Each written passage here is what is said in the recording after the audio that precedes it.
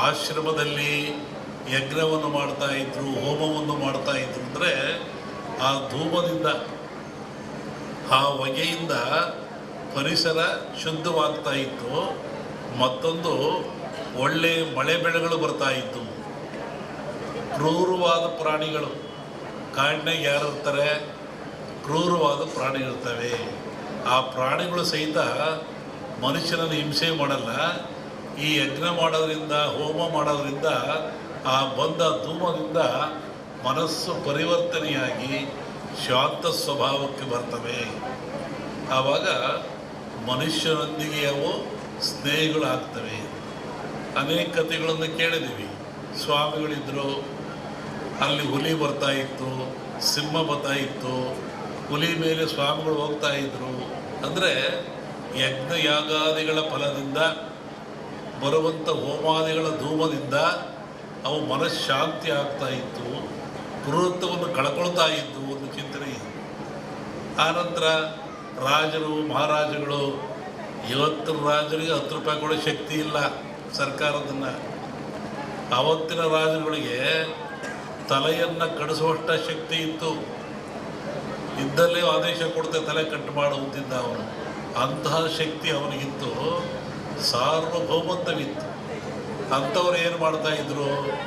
ನಾರುಮುಡಿಯಲ್ಲಿ, ಬರಿಗಾಲಿನಲ್ಲಿ ಕಾಡಿಗೆ ಹೋಗಿ, ಆಶ್ರಮಕ್ಕೆ ಹೋಗಿ, ಋಷಿಗಳ ಮುನಿಗಳಿಗೆ ಶಿರವಾಗಿ ಆ ಅಗ್ನಿ ಹೋಮದಲ್ಲಿ ಪಾಲ್ಗೊಂಡು ಸುಭಿಕ್ಷೆಯನ್ನು ಬೇಡ್ತಾಯಿದ್ರು, ನಾಡಿನ ಸುಖವನ್ನು ಬೇಡ್ತಾಯಿದ್ರು, ಆಶೀರ್ವಾದ ತಗೊಂಡು ಬರ್ತಾಯಿದ್ರು. ಅಂದರೆ ಈ ಹೋಮಗಳು ಆಧ್ಯಾತ್ಮಿಕವಾಗಿ ಹೌದು, ನಾಡಿಗೆ ಮಳೆ ಬೆಳೆ ರೋಗಗಳನ್ನು ದೂರ ಮಾಡುವಂಥ, ಆಯುಷ್ಯವನ್ನು ಕೊಡುವಂಥ ಶಕ್ತಿಯು ಹೌದು.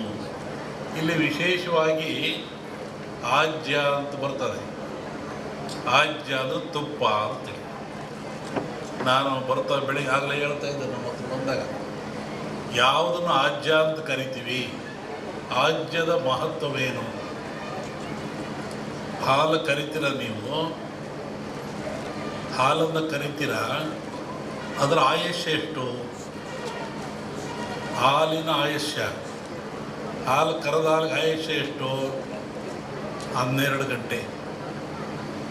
ಹಾಲು ಕರೆದ 12 ಗಂಟೆ ಮೇಲೆ ಅದು ಕೆಟ್ಟು ಹೋಗ್ತದೆ, ಅದು ಹಾಳಾಗಿ ಹೋಗ್ತದೆ, ಉಪಯೋಗ ಬರೋದಿಲ್ಲ.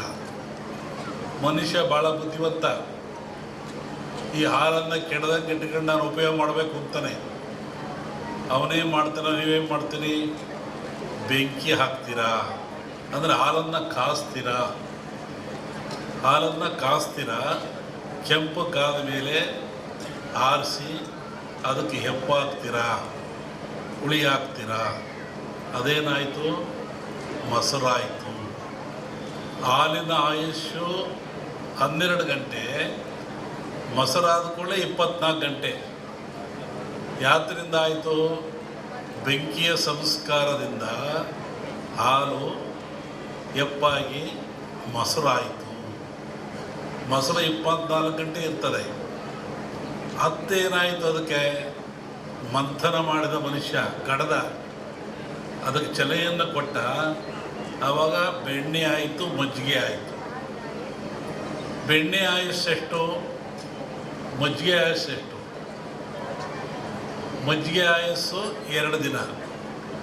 ಒಂದಿನ ಸಿಹಿ ಮಜ್ಜಿಗೆ ಅಂತಾರೆ, 2ನೇ ದಿನ ಹುಳಿ ಮಜ್ಜಿಗೆ ಅಂತಾರೆ. ಹುಳಿ ಮಜ್ಜಿಗೆಯನ್ನು ಅನೇಕ ರೀತಿಯ ಕಾಯಿಲೆಗಳು ಉಪಯೋಗ ಮಾಡ್ತಾರೆ, ಪ್ರಾಣಿಗಳಿಗೆ ಎಲ್ಲರೂ. ಈ ಬೆಣ್ಣೆ ಆಯುಸ್ಸೆಷ್ಟು?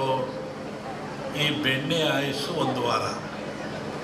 ಇದನ್ನು ನವನೀತ ಅಂತ ಕರೀತಾರೆ.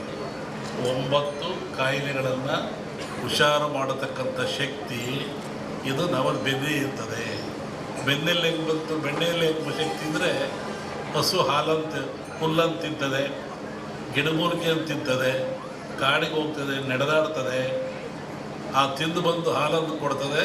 ನೀವು ಮೊಸರು ಮಾಡಿ ಎಪ್ಪಾಕಿ ಬೆಣ್ಣೆ ಮಾಡಿದ್ರಿ ನೋಡಿ, ಇಲ್ಲೂ ಗಿಡಮೂಲಿಕೆ ಬಂತು. ಹಸುವಿನಲ್ಲಿಯೂ ಸಹ ಗಿಡಮೂಲಿಕೆ ಬಂತು. ಆ ಹುಲ್ಲನ್ನು ತಿನ್ನೋದರಿಂದ ಅದು ಬೆಣ್ಣೆ ಹಾಲು ಪರಿವರ್ತನೆ ಆಯಿತು.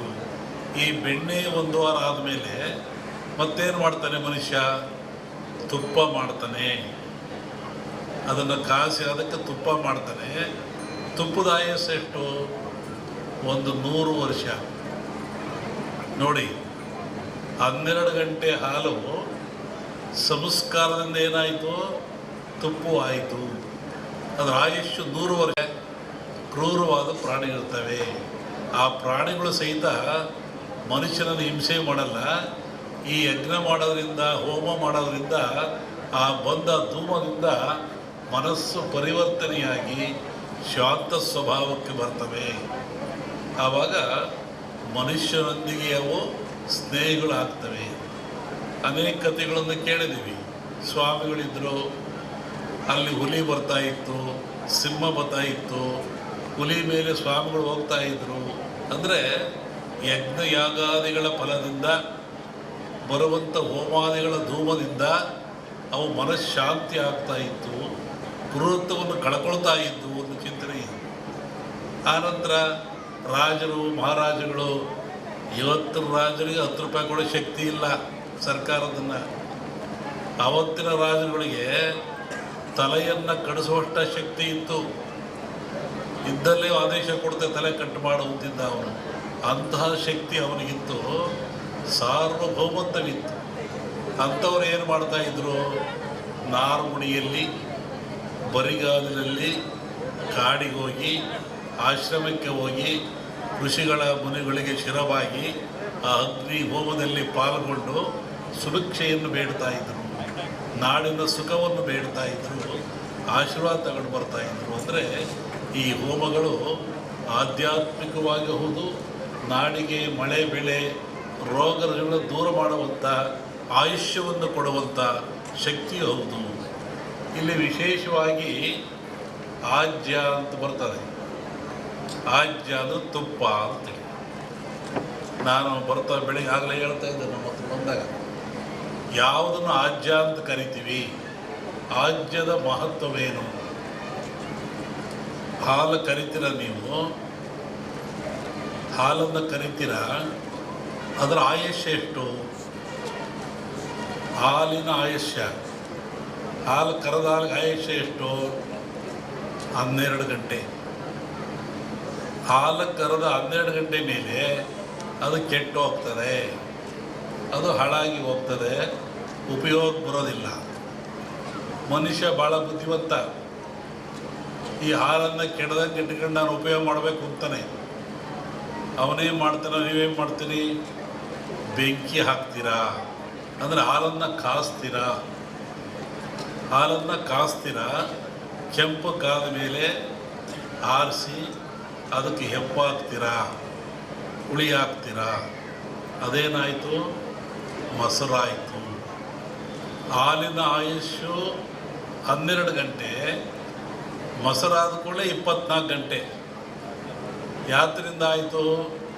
ಬೆಂಕಿಯ ಸಂಸ್ಕಾರದಿಂದ.